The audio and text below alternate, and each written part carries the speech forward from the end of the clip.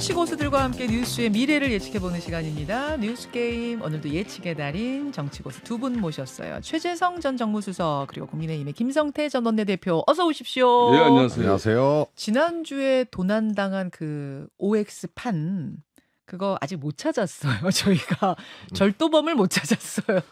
내보고 찾아달라 그러면 난 찾을 것 같은데. 내가 보기엔 안 찾는 것 같아요. 안 아니, 찾는 안 그래도 거지, 뭐. 저희가 재주문을 하려고 했는데 지난주에 두 분이 그 이제 판때기가 없어갖고 몸으로 하셨잖아요, OX를. 반응이 의외로 괜찮았습니다. 찻대기 이후로 판때기 사건. 그래야 또 한 방 맥이네 또. 상당히 역동감이 있다 이런 이런 좀 모니터도 있었고 귀엽다라는 모니터도. 김성태 의원님 지난번에 오를 하시면서 윙크를 하신 적이 있습니까 혹시? 그 사진이 막 포착이 돼갖고 돌아다니더라고요. 보여주세요. 요렇게 진짜 윙크를 하셨네. 그래서 저희가 상태 안 좋은 거죠. 뭐 한쪽 눈으로 살짝 감아. 정말 저희가 오늘부터는 고없습니다. 판 없이 OX 판 없이 여러분의 그 두 분의 모션으로 OX를 하는 것으로 이렇게 좀 규칙을 바꿨습니다. 어떤 또 다양한 포즈를 해주실지 기대하면서 뉴스게임 본격적으로 출발합니다. 1번 문제, 국회로 가겠습니다. 아직도 우리 국회는 원구성 협상이 마무리되지 않았죠. 파행 상태입니다. 오늘 법사위에서 열리는 최상병 수사 외압 관련 청문회에도 국민의힘 의원들은 출석하지 않을 것으로 보이는데요. 복귀의 시점은 언제쯤이 될까? 복귀의 시점으로 가장 유력한 것은 최상병 특검법 재표결 때쯤이나 될 것이다. 맞다, 아니다. 두 분의 선택 들어주십시오. 예, 김성태 맞습니다. 지금 약간 오에 부담을 느끼고 계시는 건데 편하게 하셔도 돼요. 예, 그냥 편한 오 괜찮습니다. 근데 뭐 세모가 없으니까 동그라미 맞아요. 동그라미 맞습니까? 최성님? 저는 X입니다. X 되셨어요. 2번으로 갑니다. 국민의힘. 전당대회 당권 주자들의 출마 선언이 시작이 됐죠. 어제는 원희룡 전 장관이 깜짝 출마 선언을 했는데요.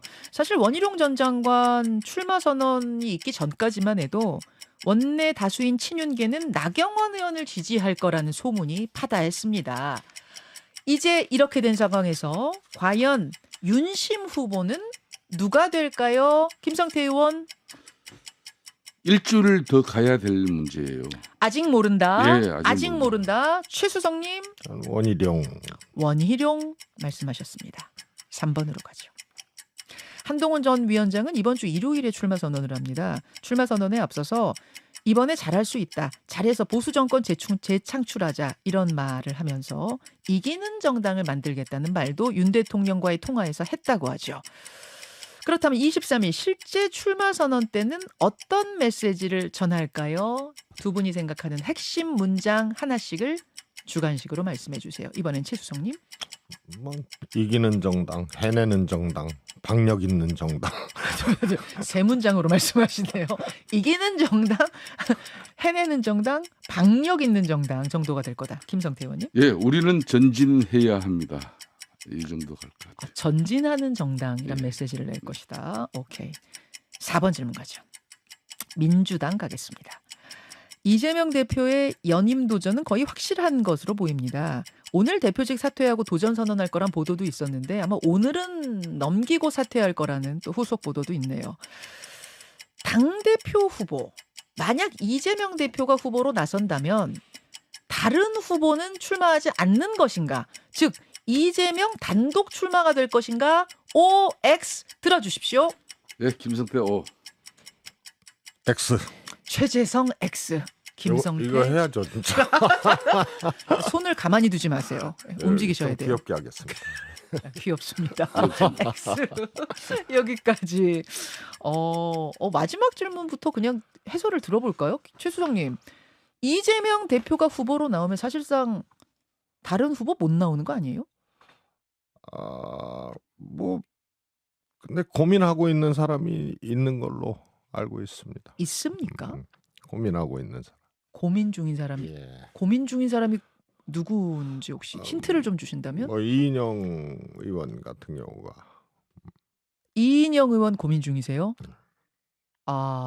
요거는 지금 처음 나오는 이야기인데 사실은 저는 직접 들은 것은 아니지만 저도 그런 소문만 확인했지 지금 보도고 뭐고 뭐 나온 건 전혀 없습니다만 이인영 의원이 고민 중이라는 것을 최수성 님이 확인해 주셨어요. 직접 들으셨습니까? 아니 직접 듣지는 않고요. 아, 그렇습니까? 그럼 뭐 믿을 만한 소식통으로부터 들으신 겁니까? 뭐 예. 아, 근데 그렇군요. 이제 통상 이제 이 당대표 경쟁에서 예. 이기지 못한다 하더라도 네. 이 성과를 거둘 수도 있거든요. 그게 이제 소위 말해서 뭐 이재명 대표 극일 정당이라는 말까지 나올 정도 아니에요. 그렇죠. 그러니까 하나의 이제 새로운 리더십을 전당대회 과정에서 이렇게 제시를 하면서 한 축을 또 이렇게 형성할 수 있는 이제 그런 이제 성과를 거둘 수 있기 때문에 또 이인영 의원이 또 메시지가 있는 사람이거든요. 예. 그래서 고민 중이다라는 얘기를 들었어요. 이인영 의원이라고 하면 문재인 정부의 통일부 장관 출신 친문계 의원이죠. 그러면은 뭐 친문계의 어떤 대표성을 띠면서 나온다 이렇게 봐도 됩니까? 뭐 그게 이제 출마를 고민하는 한 지점이죠. 아. 친문 의원이라고 보기 이제 어려운 경우죠. 아, 그래요? 아니 이인영 문재인 의원이 정권에서 뭐 이랬는데. 문재인 대통령이야 뭐 이 문재인 대통령이 당 대표하고 이제 대통령이 되기 전까지에 네. 함께하지 않았던 의원들도 소위 말해서 입각을 시키고 탕평. 뭐 예를 들어서 뭐 김현미 의원, 뭐 유은혜 의원, 뭐 이인영 의원 다 그런 경우죠. 그래서 그야말로 범친문을 이제 만드는 그런 이제 인사를 했었던 거고 네, 네. 원래 태생이나 과정이나 흔적이 친문이라고 보기 어려운 경우가 이인영 의원인데 그렇습니까? 이재명 대표의 이제 소위 말해서 이 아주 이 이재명 대표의 정당이라고 할 정도로 네. 누구도 이제 대항마가 없고 네. 누구도 이제 건드릴 수 없는 그런 강력한 어떤 당권을 가지고 있는 그런 이제 이재명 대표에게 친문이 아니더라도 이 경쟁을 한다는 거는 그 반대편의 다른 의원들, 다른 세력, 또 다른 유권자, 당원들을 구축할 수 있는 이제 하나의 이제 계기가 되기 때문에 그래서 고민하고 있다고 봅니다. 그렇군요. 이인영 의원의 도전 가능성이 지금 있다. 그래서 이재명 단독 출마는 아닐 것이다. 이렇게 보시는 거고. 김성태 의원은 근데 단독. 이제 사실상 뭐 보수 정당이라든지 일반 상식적인 정당 같으면은 이 판에 뭐 천상천하 유아독존 지존 이재명 당대표 체제에 이렇게 도전해서 몸집 불리고 체급 올리고 절호의 기회죠. 이 중진급 정치인들은. 그럼에도 불구하고 쉽게 나서지 못하는 정당이 민주당입니다. 전 잘못 나섰다가는 뭐 삼족을 매라는 정도의 그런 정치적 엄청난 이제 그 데미지는 각오를 해야 돼요. 아, 그래요. 뭐 그쪽 얘기하는 거 아니에요? 아니 그쪽 그랬었죠. 제가 잘 들었으니까 이거는 제 이야기를 좀 들어보세요. 네. 그 극성스러운 개딸들을 포함해 가지고 지금 민주당 내 정치 지형 구도상 보면은 이재명 대표를 옹호하는 세력이 절대적입니다. 이 판은 누가 뭐라 그래도 지금 이재명 대표 측근 핵심 뭐 바치는 그런 여러 인사들은 의원들은 이재명 대표는 엄청난 정치적 탄압을 받고 있는데 우리가 결사적으로 옹의를 해서 연임을 시켜서 정권 교체 중심에 세워도 모자라는데 거기에 찬물을 끼얹어 넌 용서할 수 없어. 이렇게 좌표가 찍혀버리는 순간 사실상 전당대회는 20일간 치르고 나면 끝나버립니다. 예. 그 다음을 어떻게 견뎌내요? 그러니까 가서 지금 이재명 대표를 누르는 게 아니어도 그냥 출마만으로도 삼족을 멸함 당할 것이다. 그러니까 이인영 의원 저렇게 해줘. 운동권 정치에 그래도 제일 이제 우상호도 빠지고 뭐 이리저리 다 빠졌기 때문에 예. 이제 그나마 제일 마탱격인데 당연히 이인영 의원 입장에서는 그래도 한번 서보고 설 수 있는 위치에 있는 사람이에요. 예, 예. 근데 좀 전에 우리 최재성 수석 말씀처럼 음. 그러면 문재인 그 친문 인사들하고의 관계뿐만 아니라 당내 여러 가지 정말 복잡해질 겁니다.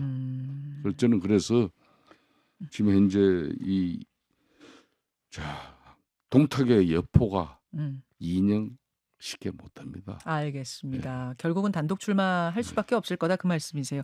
그 이야기를 듣다 보니까 며칠 전에 화제가 됐던 그 말이 떠오르는데 강민구 최고위원이 이제 이재명 대표를 가리켜서 민주당의 아버지 이 얘기를 했다가 집안의 큰 어르신 뭐 이런 이야기를 했다가 좀 논란이 있었어요. 논란이 있어도 뭐 그 사람 입장에서는 이재명 대표로부터 부름을 받고 최고위원이 되면서 절대적 충성을 온 국민들에게 각인시키는 그 뭐 민주당의 아버지 한마디로 그냥 각인돼 버렸잖아요. 그러면 DJ 노무현 대통령을 더 뛰어넘은 저는 민주당 인사들 중에 저렇게 DJ 시절이나 노무현 대통령 시절, 노무현 시절도 이런 사람 없었어요. 그래서 제가 천상전화 유아독존 지존 이재명 지금 당대표 체제는 대한민국에서 정치를 좀 뭐 하고 뭐 근대 정치를 좀 조금이라도 좀 디다 본 사람 입장에서는 이런 절대적 카리스마 리더십 있었던 야당 체제 옛날에 뭐 신익희 조봉 이 시절 없어요? 없었죠. 과거 쭉 거슬러 올라가도 이 아무리 정도 올라가도 강력한 당권이 없어요? 그러면 아무리 올라가도 제가 아무리 올라가도 뭐 이번 주 내내 좀 뭐 현대사 예. 근대 정치사 디다 보면서 야당사 할 일이 봐도 예. 없어요. 야당 역사 내내 이렇게 없습니다. 강력한 당권은 없었다? 없습니다. 그 정도예요? 없습니다. 규모도 그렇고 내용도 그렇고 그래요? 예. 그렇기 때문에 이제 아버지란 말이 나온 것일 나오는 것이고 거죠. 그러니까 뭐 노무현, 김대중 뭐 이들이 아버지가 아니라 네. 이재명 대표가 아버지란 말이 그래서 나온 것이다. 글쎄요. 최 수석님은 어떻게 보실지 궁금합니다. 이 발언. 뭐 한 사람이 얘기했다고 그야말로 아버지 정당이 되는 거는 아니거든요. 그런데 이런 얘기를 그러니까 뭐 정치의 과잉보다 사실은 더 안 좋은 게 감정의 과잉이거든요. 이거는 본인의 사적인 그러니까 뭐 대구에서 민주당 하다가 네네. 최고위원은 지도부 아니에요. 네. 최고위원이 임명직으로 됐으니 이재명 대표가 고맙고 또 존경스럽고 이럴 수 있겠죠. 개인적으로. 그래서 저는 이 자질이 없는 사람을 이재명 대표가 임명직으로 한 것이다. 그렇잖아요. 민주당 지도부거든요. 예. 그런데 그런 사람이 개인의 그런 어떤 감정을 과잉해서 공개적으로 그렇게 얘기를 한 거고 그거를 임명한 게 또 그분을 임명한 게 이재명 대표고 이재명 대표 일종의 선관이 저는 형편없다. 그래서 이거는 정말 하지 말아야 될 이야기 뭐 이런 수준이 아니고 예. 그야말로 민주당 최고위원을 그런 정도의 어떤 개인의 감정을 공적으로 그렇게 공개적으로 표현하는 그런 어떤 사람을 임명했던 그런 이제 이재명 대표의 그 하나의 이제 선구안도 선구안. 또 문제가 있다. 굉장히 지금 굉장히 부적절한 발언으로 보셨군요. 그 자리에 아니, 그렇게 그러니까 발언하는 정치라는 거. 것은 언어를 통해서 국민들에게 평가를 받는 거 아니에요. 선거 때는 표로, 그렇죠. 평소에는 이제 지지율로. 그런데 이런 이 언어를 구사하고 공개적으로 이렇게 하는 거는 뭐 이런다고 이제 이재명 아버지 정당이 되는 거는 아니지만 그런 분이 더더군다나 최고위원에 임명되고 제가 볼 때는 있다면 대한민국의 헌정 수립 이후에 자유당 시절에 이승만 대통령에게 각하 시원하시겠습니다. 이런 대한민국 정치사에서 가장 아부 발언 그러면 제일 먼저 그게 떠오르잖아요. 각하 시원하시겠어요. 이재명 대표한테도 그거와 안 좋은 거지. 필적하는 지금 아. 내용이 나온 거예요. 하하. 그러니까 아부는 어. 뭐 자신을 이롭게 위하고 상대 뭐 그분을 위해서는 그 두 사람은 제일 행복한 그 말이 돼요. 그렇지만 이 아부라는 것은 이 지나친 아부는 사람을 해칩니다. 또 대중을 또 화나게 하는 거죠. 결국은 해가 됐을 것이다. 그럼요. 두 사람 모두에게. 이재명 대표 입장에서는 사실상 쳐버려야 돼요. 당신 말이야 이런 이야기를 어떻게 그 정도예요? 공적인 자리에서 그렇게 이재명 얘기할 수 대표 의문의 일격을 당한 거지. 오히려 그렇죠. 정치적으로 절대 도움 안 됩니다. 절대 도움 안 되는 말이었다. 오케이. 여기까지 두 분이 요거에 대해서 아주 뭐 일치하는 반응을 보이셨어요. 부적절했다는 반응. 자, 국민의힘으로 넘어가겠습니다. 국민의힘 같은 경우에는 어제 원희룡 전 장관이 갑툭튀라고 우리 얘기하잖아요. 정말로 갑자기 툭 하고 당대표의 출사표를 던졌어요. 예상하셨어요? 김성태 의원이 저는 지난주에 예. 원희룡 의원이 오랜만에 예. 원희룡이 사실상 4월 10일 개항선거 참패 이후에 예. 밖에 그렇게 뭐 의원들이나 정치인들하고 식사 뭐 이런 자리 가지면서 네. 활동을 이렇게 거의 안 했어요. 예. 거의 뭐 직가하다시피 했는데 지난주 모임에 이렇게 나왔길래 나도 아주 반가웠어요. 아, 만나셨어요? 만났죠. 그래서 자기도 이제 좀 자연인으로서 그래도 대한민국 정치 막 고민하면서 이야기하는 정도 그런 자리에 예. 자신도 자연스럽게 합류하는 정도만 알았는데 그 자리에서도 뭐 자기가 앞으로 뭐 전당대회 뜻이 있다 뭐다 충분히 피력할 수도 있는 자리였거든요. 예. 편안한 사람들끼리였으니까. 근데 전혀 그런 걸 내색을 안 했죠. 아, 나간다는 안 했지만 안 나간다고도 안 했습니까? 아니면 안 나간 아니 그냥 아예 내색 자체를 안 했어요. 내색 자체를 안 해서 모르셨군요. 그래서 저도 상당히 어제 출마 기자인 전격적이다 이거야말로. 지난주에 만난 가까운 지인 모임에서도 그 얘기가 전혀 없었다. 그래요. 저는 최수성님 예상하셨어요? 최수성님은 뭐 이제 다른 당에서 바깥에서 보셨던 분이니까 어떠셨어요? 아니 저는 이제 용산은 하여튼 한동훈은 안 된다. 이런 게 이제 드러난 거라고 보거든요.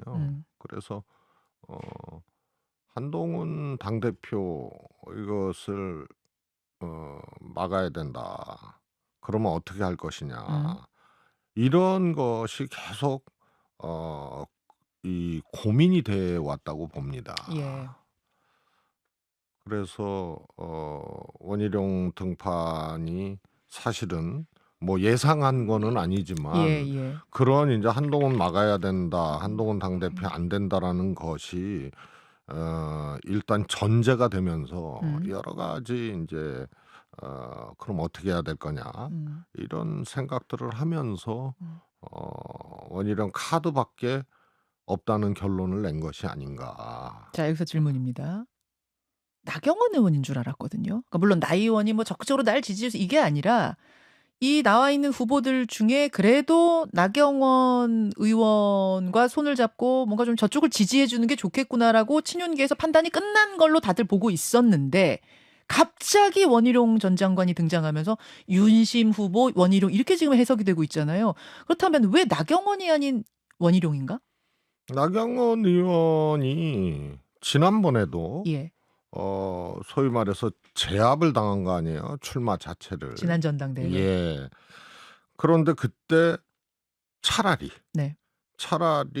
나경원 의원이 저항을 하고 자기 길을 갔으면 이번에 그런 반전이 일어날 수도 있어요. 한동훈 대항마로 대통령이나 친윤 네. 이쪽에 이제 선택을 받을 수 있는데 그때 그러지 못했거든요. 그런데 이번에도 이거는 뭐 친윤 반윤 이런 거 넘어서야 된다. 그래서 오히려 믿을 수 없는 사람으로 이번에 좀 더 각인이 된 거거든요. 누구 쪽에? 대통령 입장에서. 대통령 입장에서 예. 밀어주려고 했는데 뭐 난 개파에 줄 서지 않는다. 친윤, 비윤 뭐 모든 표 다 상관없다. 저는 뭐 이런 밀어주려고 했다고 생각을 안 해요. 아 그래요? 예. 그거는 이제 낭설, 속설. 애초에 이즈음이 나경원 아닌가 의원 쪽이 싶고요. 아니었다. 예. 그렇게 정치가 뭐 한동훈이 되나 나경원이 되나 대통령 입장에서는 그래요. 뭐 조금 뭐 농도 차이는 있을 수 있겠지만 어허. 어차피 한동훈 이 위원장은 안 되는 사람. 그래서 이제 소위 말해서 돌아올 수 없는 강을 건넌 그런 이제 정치적인 어떤 대립각이 확실히 감정적으로 서 있는 그런 사람이라면 나경원 의원은 믿을 수 없는 사람, 믿을 수 안 되는 사람. 이런 게 딱 있기 때문에 아하. 저는 실제로 나경원 의원을 대항마로 검토했다고 생각은 안 합니다. 아예 그렇게 안 보신다는 말씀. 자, 김성태 의원님. 예. 나경원 의원인 줄 사실 뭐 많은 기자들도 그렇고 저도 그렇고 거의 그쪽으로 정해진 걸로 알았는데 왜 원희룡인가? 그러니까 이제 지금 최재성 수석이 대체로 뭐 나름 뭐 논리정연하게 이야기를 뭐 관찰을 잘하신 것 같아요. 뭐 크게 제가 반박하고 싶어서 그래요? 생각은 없는데 이제 이 정치라는 것은 항상 최선이 아니면 차선을 이제 선택을 하는 그렇죠. 건데 그러니까 최선이 없어지고 나면 차선 선택 때는 참 혼란스러워져요. 금방 정리가 안 됩니다. 그래서 이제 뭐 여러 가지 이제 나경원 입장에서도 이걸 이제 본인이 이제 한동훈 비대위원장의 대항마로 자신이 서기보다는 자신을 홀로 세우는 홀로 서기의 어떤 그런 예. 전당대 당권 주자로서의 예. 이미지를 그동안 만들기 위해서 나름 맞아요. 노력한 것이지 맞아요. 뭐 흔히 말하는 윤심을 덕에 얻고 이렇게 서려고 하는 그런 모습이 아니었어요. 아하. 그런 모습들이 되려 뭐 흔히 말하는 윤심을 받기에는 좀 일정 부분 뭐 한계가 있어 보인다는 그런 당장 최재성 수석의 저런 밖에서 보는 민주당 인사도 보는 그런 시각이 될 수가 있는 거죠. 믿음직하지 않았을 것이다 아마 용산에서는. 그러니까 이제 그런 뭐 말씀. 나경원 의원과 저는 뭐 정치를 쭉 같이 했기 때문에 뭐 옆에서 많이 지켜봤지만은 나경원 의원은 민들레는 민들레입니다. 그런데 온실 속에 민들레예요. 그러니까 야생으로서 엄동설안을 다 견뎌내고 이렇게 피어난 그런 들꽃이 되기는 좀 그렇죠. 알겠습니다. 그래서 앞으로 제가 아까도 한 일주일 좀 더 지켜보자. 일주일 더 지켜보자. 정말 한동훈의 대항마로서의 이렇게 그림이 어떻게 정돈되는지 이걸 한 일주일 더 지켜보자는 게 그 말씀이시군요. 그 이야기입니다. 한 2분 정도 남았습니다. 어대한 계속 그랬는데 원희룡 전 장관이 등장하면서 4파전이 되면서 어대한은 깨진 겁니까? 그래도 어대한입니까? 짧게 최수성님. 뭐 저는 이제 대통령이 직접 한동훈 후보가 될 한동훈을 직접 공격하고 타격하고 이러면은 상황이 달라질 수 있다고 봐요. 대통령이. 예를 들어 지난번에도 뭐 전언을 통해서 했지만 뭐 배신자, 뭐 적이라는 표현도 쓰고 그랬죠. 맞아요. 그런데 직접 한동훈 후보를 타격을 하게 되면 왜냐하면 지금 한동훈 위원장의 지지율 그 선호도에는 이 보수의 이제 이 소위 말해서 이제 이 지지를 받고 있는 건데 거기는 윤 대통령 지지하는 사람들도 있는 거거든요. 이걸 직접 걷어내는 그런 거면은 결선 투표도 있고. 오케이. 자, 김 의원이 짧게요. 예, 어대한이라는 것은 지금 현재 황운여 지금 비대위 체제에서 당헌당규 개정 특위에서 8대2의 룰 세팅이 이루어졌어요. 네. 이거 참 애매모호한 그런 결정입니다. 그렇기 때문에 절대적 어대한 이 프레임이 그대로 유지된다는 것은 일정 부분 틀렸다. 좀 한계가 있을 수도 있습니다. 여기까지. 두 분 고맙습니다. 예, 감사합니다.